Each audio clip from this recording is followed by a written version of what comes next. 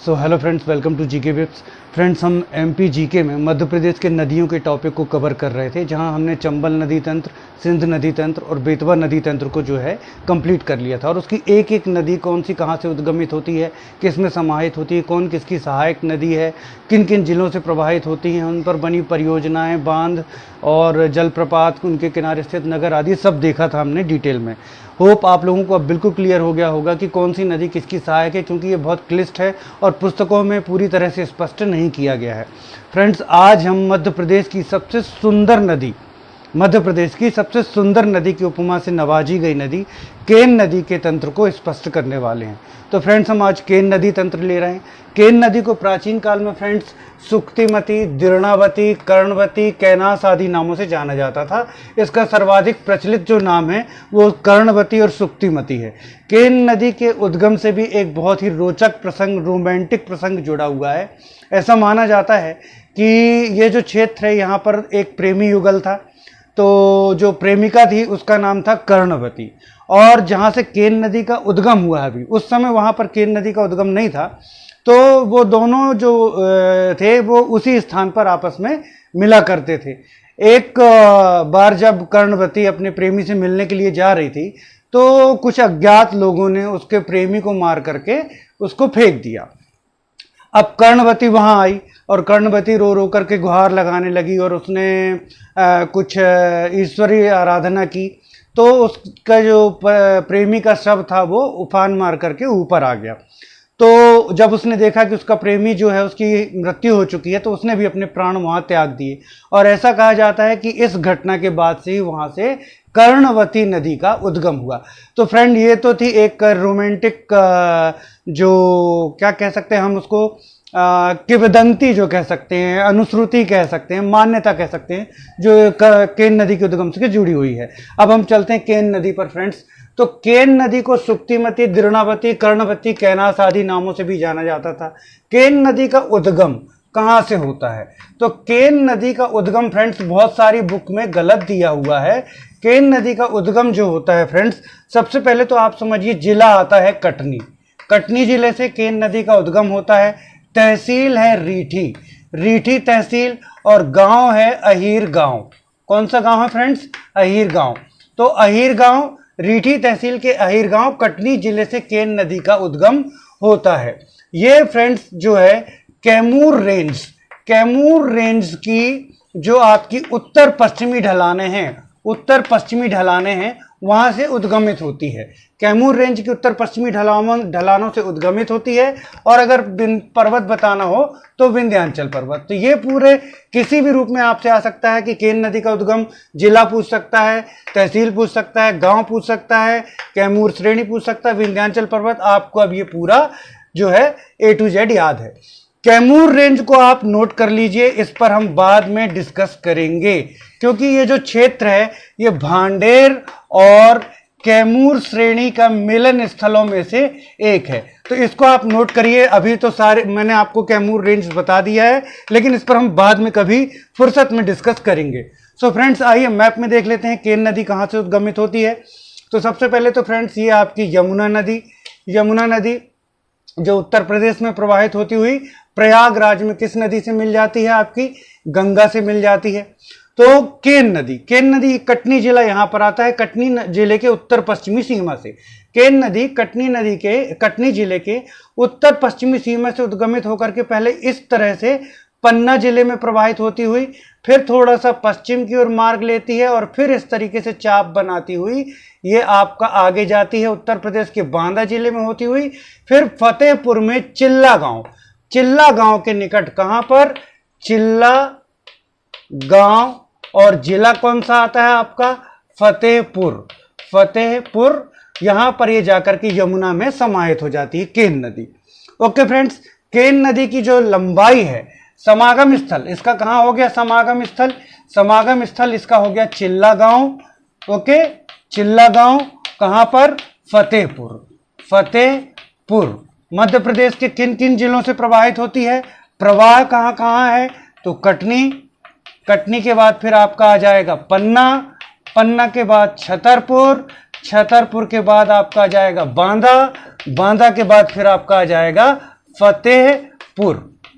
Okay friends, Fatehpur, इन जिलों से ये प्रवाहित होती है। अब ध्यान दीजिएगा, बहुत इंपॉर्टेंट है कि ये यहां पर, ये जो आपको सीमा दिख रही है यहां पर, ये छतरपुर और आपका जो दूसरा जिला आता है पन्ना, दोनों जिलों की सीमा बनाती है। कौन कौन से जिलों की सीमा बनाती है केन नदी? पन्ना और छतरपुर जिले की सीमा बनाती है। और यहां पर इस एरिया को आप ध्यान से देखिए, यहां पर 51 किलोमीटर की सीमा एमपी और यूपी के बीच बनाती है। ऐसे क्वेश्चंस एग्जाम में बहुत ही ज्यादा आते हैं फ्रेंड्स, इनको ध्यान से देखिए। पन्ना और छतरपुर की सीमा बनाने वाली नदी है केन नदी, और एमपी और यूपी की सीमा भी 51 किलोमीटर बनाती है। अगर आप देखें, पन्ना और छतरपुर की सीमा बना रही केन नदी, वहीं अशोकनगर और शिवपुरी की सीमा ललितपुर के साथ कौन सी नदी बना रही थी? तो बेतवा नदी। फिर श्योपुर, मुरैना और भिंड की सीमा राजस्थान के साथ और उत्तर प्रदेश के साथ कौन बना रही थी? तो चंबल नदी।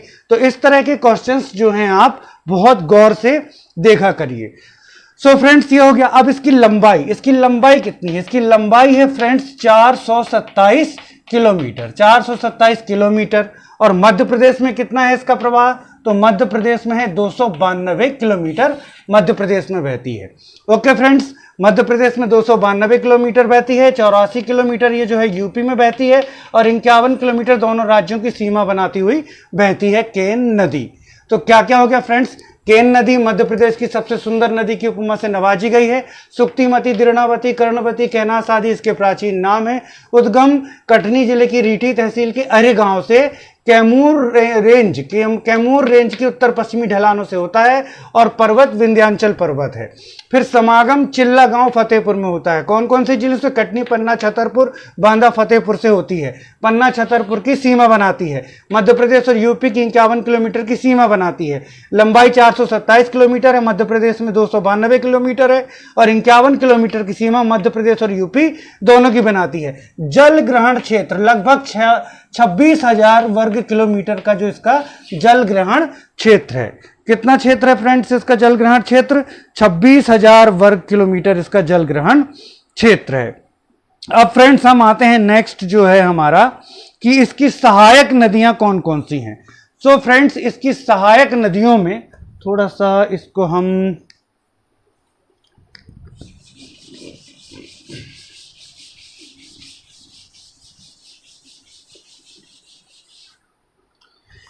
इसकी सहायक नदियां, है ना, सहायक नदियां कौन कौन सी हैं? सहायक नदियां। सो फ्रेंड्स, इसकी सबसे बड़ी सहायक नदी है सोनार। ओके, सोनार। फिर उसके बाद आप आ जाइए, तो सोनार के बाद आ जाएगा गुदेन। गुदेन के बाद आ जाइए तो आपका आ जाएगा मीर हसन।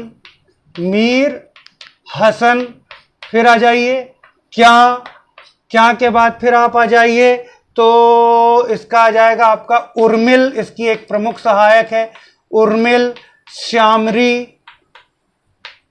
श्यामरी और आपका और भी प्रमुख नदियां हैं, एक चंद्र नदी है ना। तो ये सब इसकी प्रमुख सहायक नदियां हैं। तो सबसे पहले हम देखते हैं इसकी सहायक नदियों में सोनार सबसे बड़ी सहायक है। सोनार कहां से निकलती है? तो सोनार सागर जिले से निकलती है। सागर जिले से निकल करके ये सागर दमोह में बहती हुई जाकर के पन्ना में, ध्यान रखिएगा पन्ना जिला जो है वो केन नदी के दृष्टिकोण से बहुत महत्वपूर्ण है। यहां बहुत सारे डाटास केन नदी में आते हैं। तो पन्ना जिले में जाकर के सोनार नदी किस में मिल जाती है? आपका केन नदी में मिल जाती है। अब एक नदी पर आप ध्यान दीजिए, व्योरमा को भी केन की सहायक के रूप में बहुत सारी किताबों में दिया गया है, लेकिन व्योरमा जो है वो उसका उद्गम भी सागर जिले से होता है और वो इस तरीके से बहती हुई दमोह में पहले किस में मिलती है? सोनार में। तो व्योरमा किसकी सहायक है? सोनार नदी की। व्योरमा का समागम होता है किसमें? सोनार में। ओके, तो सोनार नदी हो गई इसकी सहायक। दूसरी जो सहायक है, जो सबसे पहली सहायकों में है, वो है गुदेन नदी के बाद आ जाता मीर हसन लगभग बिल्कुल एग्जैक्ट उसी स्थान पर मिलती है जहां पर आपकी सोनार नदी जाकर के किससे मिलती है? आपकी केन नदी से। मीर हसन के बाद आपकी यहां पर आ जाती क्या नदी। कौन सी नदी? क्या नदी। क्या नदी के बाद आप छतरपुर, छतरपुर से उद्गमित होती है कौन सी नदी? उर्मिल नदी। और ये उत्तर प्रदेश के महोबा में प्रवाहित होती हुई जाकर के किसमें मिल जाती है? आपकी केन नदी में। ओके, तो ये हो गई इसकी प्रमुख सहायक नदियां। फ्रेंड्स इस एक बार फोकस कर देना बेटा, मैं सबको लिख देता हूं। ये कौन सी थी? गुदेन नदी थी। ये कौन सी थी? मीर हसन नदी थी। ये कौन सी नदी थी? क्या नदी थी। ये कौन सी थी? सोनार थी। ये कौन सी नदी है? व्योरमा है, लेकिन व्योरमा किसकी सहायक है? सोनार की। और ये आपकी जो है ये नदी है उर्मिल नदी। फोकस कर दीजिए बेटा एक बार, क्योंकि फिर इसको मिटा करके मुझे और भी बहुत कुछ बताना है। हो गया? ओके फ्रेंड्स, तो अब इसको मिटा देते हैं ताकि हम जो है और भी अपनी चीजें जो है एक स्पष्ट रूप से जो है वो देख सकें, है ना। तो ये तो हो गई इसकी सहायक नदियां। इनकी सहायक नदियों के मैंने आपको उद्गम भी बता दिए कि कौन सी नदी कहां से निकलती है। सोनार नदी सागर से निकलती है और पन्ना में जाकर के किस में मिल जाती है? केन नदी में। ठीक है ना, मुख्य मुख्य नदियों की बात हम कर रहे हैं। उर्मिल नदी छतरपुर से निकलती है, महोबा में बहते हुए बांदा में केन नदी में मिल जाती है। व्योरमा नदी ये भी सागर से उद्गमित होती है, दमोह में सोनार नदी में मिल जाती है। फिर आपका क्या नदी पन्ना जिले में जाकर के किस में मिल जाती है? केन में मिल जाती है। ओके, मीर हसन नदी ये भी पन्ना जिले में ही केन में मिल जाती है। आइए अब आगे देखते हैं। तो यहां पर एक छोटी सी सहायक नदी है इसकी, गंगेऊ। कौन सी नदी है? गंगेऊ। तो गंगेऊ जो आपका राष्ट्रीय अभयारण्य है वो यहीं पर प्रस्तावित है। साथ में ही यहां पर ही कौन सी परियोजना है? गंगेऊ परियोजना। आपने बहुत सुना होगा इसके बारे में, गंगेऊ परियोजना।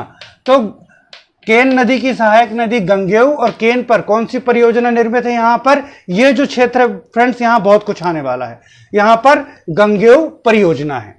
अब दूसरी चीज, इसको हम गंगेऊ परियोजना को थोड़ा सा मिटा देते हैं, इसलिए आज आप ध्यान रखते चलिएगा, है ना, नहीं तो स्क्रीनशॉट लेते चलिएगा। यहां पर ही आपका जो है पन्ना अभयारण्य है। पन्ना अभयारण्य, पन्ना अभयारण्य। ओके, पन्ना अभयारण्य से होकर के बहने वाली नदी है। यह क्वेश्चन भी एग्जाम में पूछा जा चुका है कि पन्ना अभयारण्य के बीच से होकर बहने वाली नदी कौन सी है? तो कौन सी है फ्रेंड्स? वो केन नदी है। पन्ना अभयारण्य के बीच से होकर के बहने वाली नदी। तो आप गंगेऊ परियोजना समझ गए, आप पन्ना अभयारण्य समझ गए। फिर आप जानते हैं कि चंबल नदी, बेतवा नदी और केन नदी तीनों में ही घड़ियालों के संरक्षण के प्रयास किए गए हैं। तो पन्ना और छतरपुर जिले में इसमें घड़ियाल संरक्षण केंद्र भी है। घड़ियाल संरक्षण केंद्र के रूप में भी ये चिन्हित है। घड़ियाल संरक्षण केंद्र के रूप में भी ये चिन्हित है। कहां? पन्ना और छतरपुर जिले में।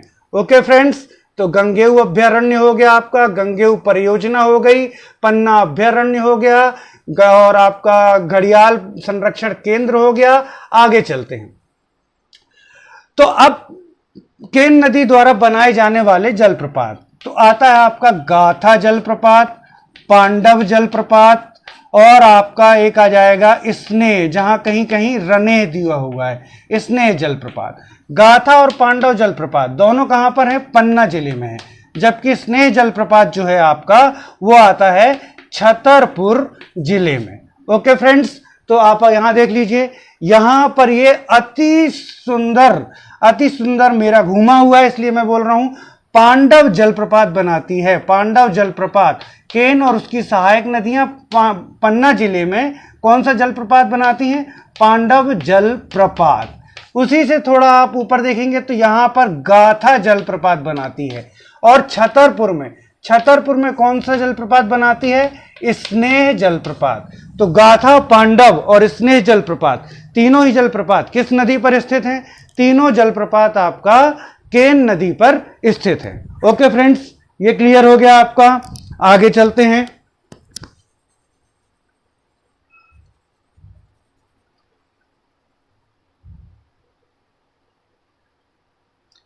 अब आता है इसमें उर्मिल परियोजना।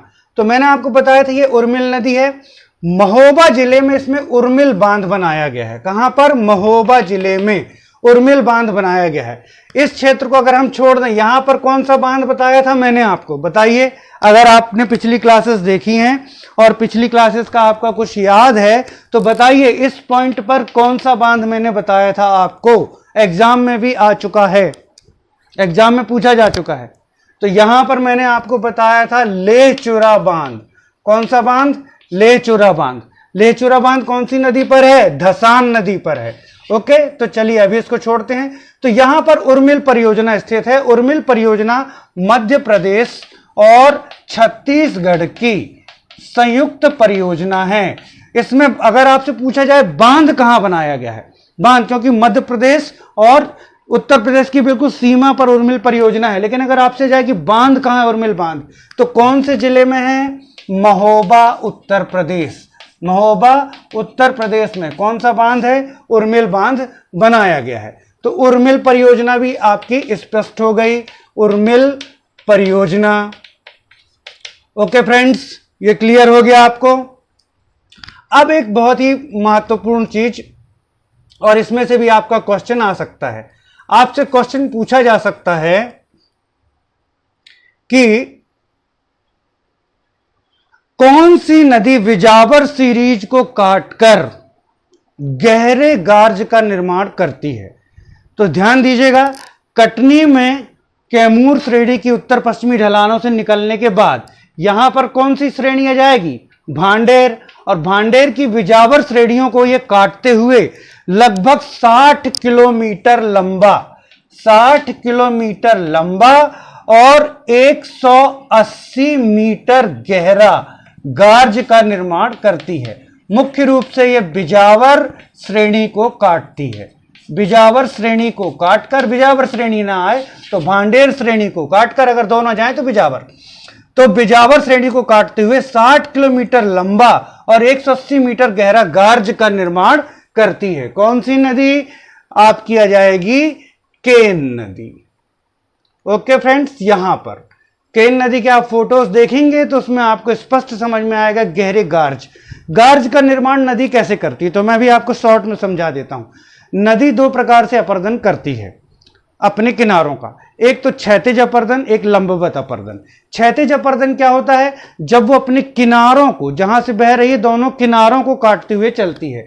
मान लीजिए ये नदी प्रवाहित हो रही है और ये अपने इन किनारों को काट रही है, यहां पर कटाव कर रही है, तो ये आपका कहलाएगा क्षैतिज अपर्दन। लेकिन मान लीजिए अब हम नदी को खड़े रूप में देख रहे हैं कि ये एक नदी प्रवाहित हो रही है और हम उसकी तली को देख रहे हैं, ये तली को अपर्दित करती जा रही है और गहरा करती जा रही है ना, इसको काट काट करके गहरा करती जा रही है, मतलब इस तरीके से लंबवत अपर्दन कर रही है, तो ये कहलाएगा लंबवत अपर्दन।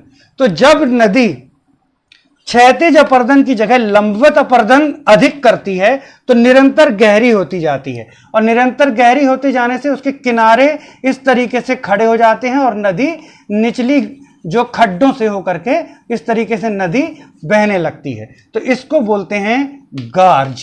तो केन नदी 60 किलोमीटर लंबा और 180 मीटर गहरे गार्ज का निर्माण करती है। ओके फ्रेंड्स, अब आपको एक चीज और मैं बता दूं कि ये कटनी जिले से उद्गमित होती है। बहुत सारी बुक्स में ये दिया हुआ है कि कटनी नदी इसकी एक सहायक नदी है। तो फ्रेंड्स, कटनी नदी अलग नदी है, कटनी नदी इसकी सहायक नदी नहीं है।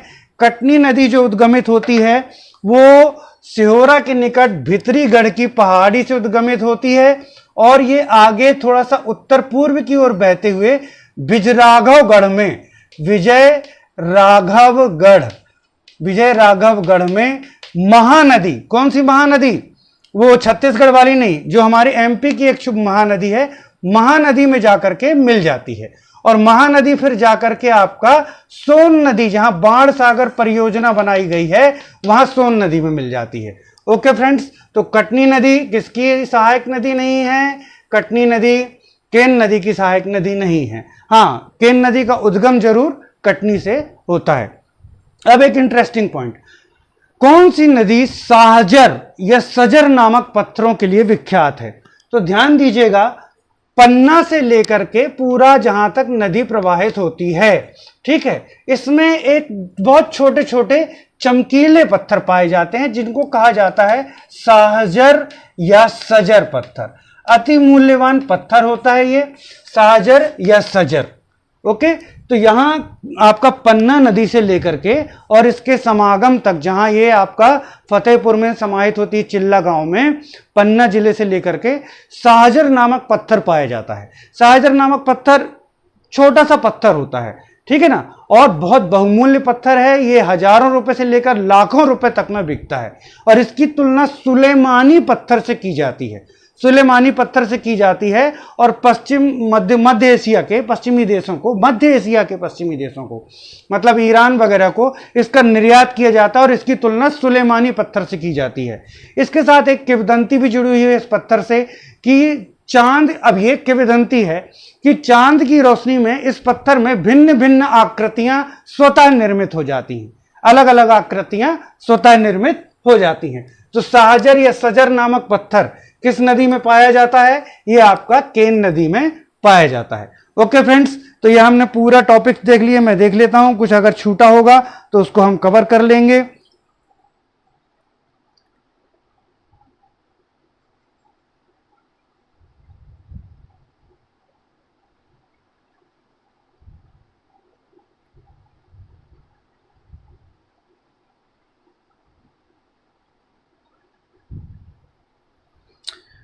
परियोजनाएं मैंने आपको सारी बता दी थी। उर्मिल परियोजना बता दी है, गंगेऊ परियोजना बता दी है, एक रनगवा परियोजना भी है फ्रेंड्स। रनगवा परियोजना कहां पर है? ये छतरपुर में, छतरपुर। तो उर्मिल आपने देख ली, गंगेऊ परियोजना देख ली, रनगवा परियोजना, रनगवा परियोजना कहां पर है?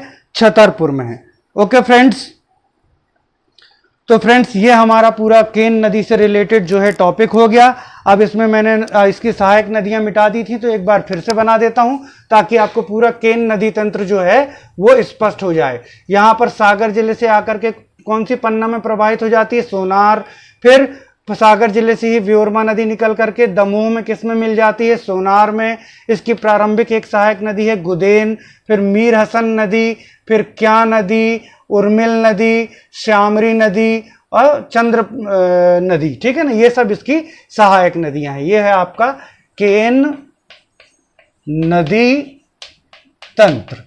केन नदी तंत्र, केन यमुना के प्रवाह में शामिल होने वाली अंतिम बड़ी नदी है। इसके अलावा मंदाकिनी जो कि चित्रकूट से होकर के बहती है, वो भी आपका किसमें? यमुना में प्रवाहित होती है। तो क्योंकि मंदाकिनी को हम अलग से नहीं पढ़ेंगे तो यही बता दे रहा हूं, मंदाकिनी चित्रकूट से उद्गमित होती है और जाकर के आपका यमुना में प्रवाहित होती है। अब फ्रेंड्स हम देखें जो इसके पिछले वर्षों में बने हुए क्वेश्चंस हैं वो।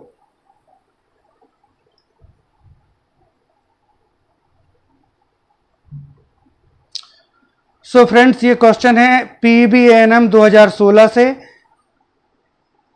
सुनार किसकी सहायक नदी है? नर्मदा, चंबल, सोन, ताप्ती। बहुत बढ़िया। देखिए किस तरीके का क्वेश्चन पूछा गया है। सुनार किसकी सहायक नदी है? नर्मदा, चंबल, ताप्ती, सोन। चारों ऑप्शन गलत। आपको मालूम है सोनार किसकी सहायक नदी है? केन नदी की सहायक नदी है। ओके फ्रेंड्स, फिर नेक्स्ट हमारा क्वेश्चन है बघेलखंड के प्रमुख क्षेत्र सतना में कौन सी नदी बहती है? मंदाकिनी, ताप्ती, नर्मदा, महानदी। तो फ्रेंड्स चित्रकूट किस जिले में है? सतना में। तो सतना में कौन सी नदी बहेगी?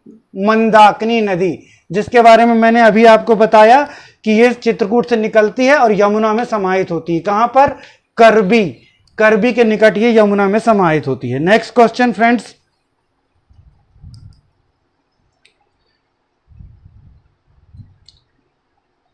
The full form of NIA is. National investigation agency नहीं पूछ रहा है, ये दूसरा NIA का पूरा पूछ रहा है कि NIA का फुल फॉर्म क्या है?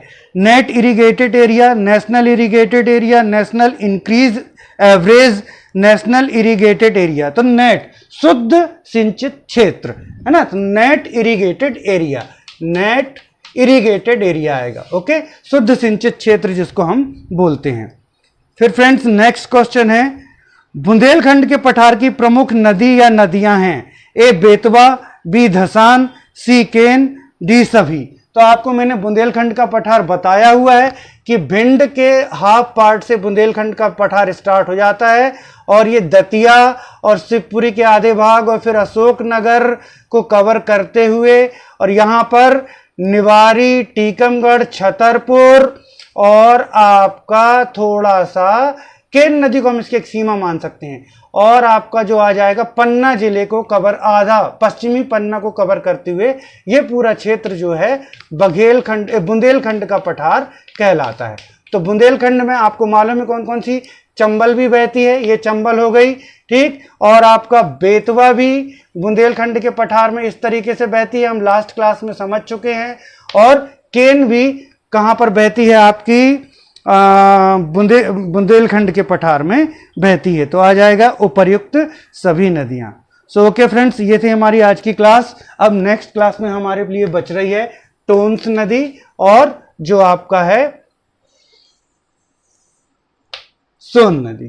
तो इसको जब हम कर लेंगे तो हमारा पूरा उत्तर भारतीय जो उत्तर भारत से जाने वाली सहायक नदियां हैं वो कंप्लीट हो जाएंगी।